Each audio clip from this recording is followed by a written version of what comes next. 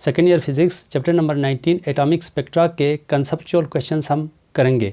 Conceptual question 9.1 why does spectrum of hydrogen consist of many lines each even though hydrogen has only a single electron. Hydrogen के atom में एक single electron होने के बावजूद hydrogen atom के spectrum में हमें बहुत ज़्यादा कलर्स के लाइंस हमें क्यों नज़र आती है। हालांकि एक इलेक्ट्रॉन है तो एक सिंगल कलर या एक ही लाइन नज़र आनी चाहिए। सिंगल कलर की बजाय बहुत से डिफरेंट कलर्स के लाइंस हमें नज़र आती है। इसकी रीज़न क्या है? हम जानते हैं बेशक हाइड्रोजन के एटम के अंदर सिंगल इलेक्ट्रॉन है, बट जब ग्राउंड शेल या वैलेंस शेल के अंदर जब इलेक्ट्रॉन को एनर्जी मिलती है, जब वो फोटॉन को एब्जॉर्ब करता है, तो वो जो इलेक्ट्रॉन है वो हायर शेल्स में चले जाते हैं। और हमें मालूम है कि जो किसी भी एटम के अंदर एक से ज़्यादा शेल्स या एनर्जी लेवल्स होते हैं। किसी भी हायर शेल्स में चला जाएगा इलेक्ट्रॉन, एनर्जी गेन करने की वजह से वो एक्साइट होगा। इलेक्ट्रॉन हायर शेल में स्टेबल नहीं होते हैं, जिसकी वजह से वो अपने स्टेबल शेल के अंदर वापस आना चाहेगा, यानी कि ग्राउंड शेल में वापस आएगा। अब जब वापसी उसकी होगी तो एक सिंगल जंप से वापस इलेक्ट्रॉन नहीं आएगा। जैसा कि इस फिगर में देखें, बहुत से शेल्स को मैंने शो किया है। सबसे पहले टॉप पे चला गया, फिर सपोज़ ये हमारे पास 1 2 3 4 5 शेल मैंने कंसिडर किया है, तो ये टॉप पे जाने के बाद हायर शेल में ज़्यादा अरसे के लिए स्टे नहीं कर सकता, क्योंकि हायर शेल्स अनस्टेबल होता है। इसलिए जो इलेक्ट्रॉन है वो अपने स्टेबल शेल में वापस आएगा, हायर शेल से जंप करते हुए लोअर शेल में आएगा अपने स्टेबल शेल के अंदर। तो वो एक सिंगल जंप से नहीं आएगा। अब पाँचवें शेल से डायरेक्ट पहले शेल में जंप नहीं करेगा, पाँचवें शेल से चौथे शेल में जंप करेगा, डी एक्साइड होगा, तो कुछ एनर्जी के फोटॉन वो इमिट करेगा विजिबल रेंज में, तो हमें एक कलर्स हमें नज़र आएगा। फिर 4 से 3 में जंप करेगा तो एक अलहदा एनर्जी के फोटॉन इमिट होगी और वो उसका कलर डिफरेंट होगा। और इस तरह से 2 से 3 में, 3 से 1 में, हर शेल से दूसरे शेल में जब डी एक्साइटेशन के दौरान जंप कर रहे हैं तो हर शेल के लिए वो एक एक लाइन इमिट करेगा फोटॉन का। इस तरह से हमें डिफरेंट कलर्स के बहुत से लाइंस हमें नज़र आती है शेल टू शेल जंप कर रहे, जिसकी वजह से हर शेल के लिए वो एक अलग एनर्जी के फोटॉन इमिट कर रहा है, तो हर एनर्जी के लिए एक स्पेक्ट्रल लाइन इमिट कर रहा है। इस तरह से हमें डिफरेंट, हमें बहुत से ज़्यादा हमें लाइंस नज़र आती है स्पेक्ट्रम के अंदर सिवरल जंप की वजह से। Conceptual question 19.2 Why do solids give rise to continuous spectrum while hot gases give rise to line spectrum? Solid में स्पेक्ट्रल जो कलर्स है वो कंटिन्यूस होते हैं, वो जो लाइंस है वो जुड़े हुए होते हैं, आपस में टच होते हैं। लेकिन गैसेस के अंदर जो स्पेक्ट्रल कलर्स है वो सेपरेट होते हैं, डिस्क्रीट होते हैं, जुदा जुदा होते हैं। ऐसा होने की क्या रीज़न है? किसी भी एटम के अंदर स्पेक्ट्रल कलर्स इसलिए बनता है क्योंकि उस एटम के अंदर इलेक्ट्रॉन्स मूवमेंट में होते हैं, इलेक्ट्रॉन्स ट्रांजिशन में होते हैं। मींस ग्राउंड शेल से हायर शेल में जंप करते हैं और हायर शेल से ग्राउंड शेल के अंदर डी एक्साइट होते हैं, वापस ग्राउंड शेल में चले जाते हैं। ग्राउंड शेल के अंदर जब एनर्जी हासिल करता है तो वो हायर शेल में चले जाते हैं। क्योंकि हम ऑलरेडी कह चुके हैं हायर शेल्स जो है वो अनस्टेबल होता है, उसके अंदर ज़्यादा देर तक इलेक्ट्रॉन नहीं रह सकता। थोड़ी देर के बाद ये वापस आता है, जब वापस आएगा तो एनर्जी इमिट करेगा in the form of photon, और वो जो फोटॉन जो एनर्जी जो इमिट किया है वो विजिबल रेंज में होगा और हमें कलर्स हमें नज़र आते हैं। लेकिन हमें बहुत ज़्यादा कलर्स नज़र आते हैं, क्योंकि इवन कि हाइड्रोजन के केस में भी हमें बहुत कलर्स नज़र आए थे, क्योंकि एटम के अंदर एक से ज़्यादा शेल्स होते हैं। इलेक्ट्रॉन हमेशा एक सिंगल जंप से वापस नहीं आता, एटम के अंदर बहुत से शेल्स होते हैं। कंसेप्चुअल क्वेश्चन 9.1 में हमने समझाया है। यहाँ पे एक सिंपल डायग्राम से मैं दोबारा समझा रहा हूँ। अब देखो ये ग्राउंड शेल है, यहाँ से इलेक्ट्रॉन्स ऊपर चले जाते हैं। जितने भी इलेक्ट्रॉन्स ऊपर जाएंगे तो वो एक सिंगल जंप से वापस डायरेक्ट ग्राउंड शेल में नहीं आएंगे।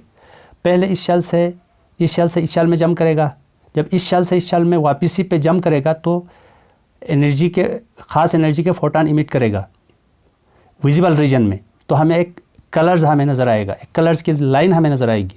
जब इस शेल से इस शेल में जब जंप करेगा तो एक अलग कलर्स हमें दिखाई देगा, क्योंकि एक अलग जो है ना लाइंस इमिट करेगा ये। जब इस शेल से इस शेल में आएगा तो एक अलग लाइंस हमें मिलेगा, क्योंकि हर दो शेल के जो दरमियान जो एनर्जी का डिफरेंस है वो डिफरेंट है, इसलिए डिफरेंट वेवलेंथ के कलर्स हमें नज़र आएंगे। सॉलिड के केस में एटम आपस में बिल्कुल क्लोज होते हैं, जिसकी वजह से एक एटम के न्यूक्लियस का दूसरे एटम के न्यूक्लियस के ऊपर इन्फ्लुएंस होता है। न्यूक्लियस आपस में एक दूसरे के ऊपर फोर्स लगाते हैं, जिनकी वजह से न्यूक्लियस के अंदर जो शेल है, जो एनर्जी लेवल है, वो डिवाइड हो जाते हैं सब शेल्स के अंदर। जब वो सब शेल्स के अंदर डिवाइड हो जाएंगे तो ये जो स्पेक्ट्रल लाइंस है वो भी इंक्रीज़ हो जाएंगी। अब वो इतने इंक्रीज़ हो जाएंगे वो आपस में करीब आ जाएंगी। इस तरह से ये एक कंटिन्यूस एक मुसलसल स्पेक्ट्रम बनाता है, इसको हम कंटिन्यूस स्पेक्ट्रम कहते हैं। जबकि गैसेस के केस में एटम्स बहुत दूर दूर होते हैं। सॉलिड्स के अंदर जो एटम्स की निस्बत गैस के अंदर जो एटम्स है उनके दरमियान फासला ज़्यादा होने की वजह से वो तकरीबन आपस में एक दूसरे के ऊपर तकरीबन कोई फोर्स नहीं लगाते as compare to solid. Force तो लगाते हैं, बट सॉलिड के एटम्स एक दूसरे पर जितना फोर्स लगाते हैं उतना ज़्यादा फोर्स नहीं लगाते हैं, बहुत कम फोर्स लगाते हैं। हम उसको नेगलेक्ट भी कर सकते हैं। हम यूँ कह सकते हैं कि जो गैसेस के जो मॉलिक्यूल्स है, एटम्स है, वो एक दूसरे पर फोर्स नहीं लगाते क्योंकि वो बहुत दूर है, जिसकी वजह से क्या होता है उनके शेल्स स्प्लिट्स नहीं होते और उनके जो लाइंस है, जो स्पेक्ट्रल लाइंस है, उनके दरमियान डिस्टेंस भी रहता है। उनके जो स्पेक्ट्रल लाइन वो डिस्क्रीट होते हैं, यानी कि अलहदा होते हैं, जुदा होते हैं, क्योंकि फोर्स नहीं लगा रहे, इसलिए वो लाइंस करीब नहीं आएंगी। इस तरह से गैसेस में डिस्क्रीट लाइन बनती है, डिस्क्रीट स्पेक्ट्रम, यानी कि अलहदा स्पेक्ट्रम बनता है। Conceptual question number 19.3, can electron in the ground state of hydrogen atom absorb of photon of energy number A less than 13.6 electron volt, number be greater than 13.6 electron volt. Explain. इस question में हमसे पूछ रहे हैं कि जो hydrogen atom के अंदर जो इलेक्ट्रॉन है वो ग्राउंड स्टेट में या वैलेंस शेल में 13.6 से कम एनर्जी के फोटोन को एब्जॉर्ब करता है। Yes, electron in hydrogen atom can absorb photon of energy less than 13.6 electron volt as well as greater than 13.6 electron volt. Hydrogen atom के अंदर जो इलेक्ट्रॉन है वो ग्राउंड स्टेट में 13.6 इलेक्ट्रॉन वोल्ट से कम एनर्जी के फोटोन को भी एब्जॉर्ब कर सकता है और 13.6 इलेक्ट्रॉन वोल्ट से ज़्यादा एनर्जी के फोटोन को भी एब्जॉर्ब कर सकता है।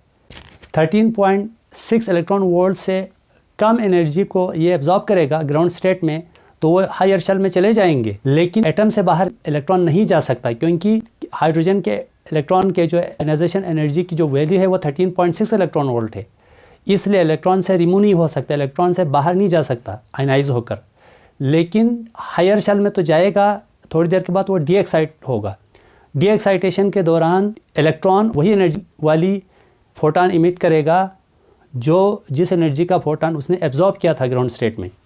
अगर इलेक्ट्रॉन 13.6 इलेक्ट्रॉन वोल्ट का फोटोन एब्जॉर्ब करे तो वो इलेक्ट्रॉन एटम से बाहर रिमूव हो जाएगा, आयनाइज हो जाएगा। लेकिन जो आयनाइज जो इलेक्ट्रॉन है उसकी जो एनर्जी है उसकी एनर्जी में कोई इजाफा नहीं होगा। लेकिन अगर इलेक्ट्रॉन 13.6 से ज़्यादा एनर्जी के फोटोन को एब्जॉर्ब करे तो क्या होगा, वो एटम से बाहर भी निकल आएगा, साथ में जो एक्स्ट्रा जो एनर्जी है वो उस इलेक्ट्रॉन की एज ए काइनेटिक एनर्जी के तौर पर उसके पास आ जाएगी। Conceptual question number 19.4, why do the spectral lines in the hydrogen atom become closer together further away from the nucleus. Spectral lines के दरमियान न्यूक्लियस के करीब ज़्यादा डिस्टेंस होते हैं और न्यूक्लियस से दूर स्पेक्ट्रल लाइंस करीब आ जाती है। इसकी क्या रीज़न है? According to Bohr's model of hydrogen atom there are different और energy shells in hydrogen atom. Bohr atomic model के मुताबिक हाइड्रोजन एटम के अंदर हर दो शेल्स के दरमियान जो एनर्जी का डिफरेंस है वो डिफरेंट होता है। जो हम न्यूक्लियस से दूर जाते हैं तो वो उस एनर्जी का जो डिफरेंस है वो कम होता जाता है, इसलिए न्यूक्लियस के करीब एनर्जी का डिफरेंस ज़्यादा है, जिसकी वजह से स्पेक्ट्रल लाइंस के दरमियान डिस्टेंस भी ज़्यादा है।